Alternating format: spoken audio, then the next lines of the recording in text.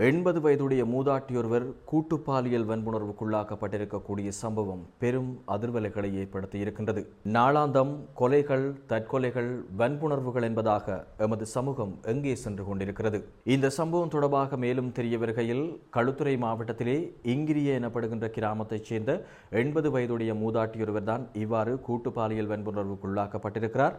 இந்த பாட்டி வளமை போன்றதாக தன்னுடைய வீட்டிற்கு அருகாமையில் இருக்கக்கூடியதான ஆற்றுக்குத்தான் குளிக்க செல்வது வழக்கம். அதே போன்றதாக நேற்றைய தினமும் இவர் குளிப்பதற்காக சென்றிருக்கிறார். இவ்வாறு குளிக்க செல்லும் போதாக அந்த வழியில் மறைந்து நின்ற சிலர் 2 அல்லது 3 அல்லது 4 பேருக்கு மேற்பட்டோராகத்தான் இருக்கலாம் என்பதாக தெரிய வருகின்றது.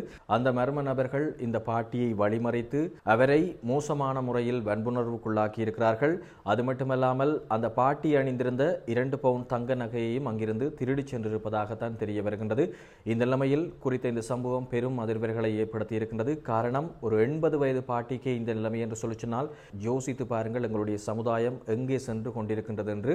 இந்த நிலைமையில் வன்புணர்வுக்குள்ளாக்கிய இந்த நபர்களை கைது செய்வது தொடர்பாக போலீசார் தீவிர தேடுதல் மற்றும் விசாரணை நடவடிக்கைகளை மேற்கொண்டு வருகின்றனர். எனவே நிச்சயமாக இந்த பாட்டிக்கு சரியான நீதி கிடைக்க வேண்டும். இந்த காணொலியை பார்த்துக் கொண்டிருப்பவர்கள் முடிந்தளவு உங்களுடைய சமூக ஊடகங்களுக்கும் பகிர்ந்து கொள்ளுங்கள்.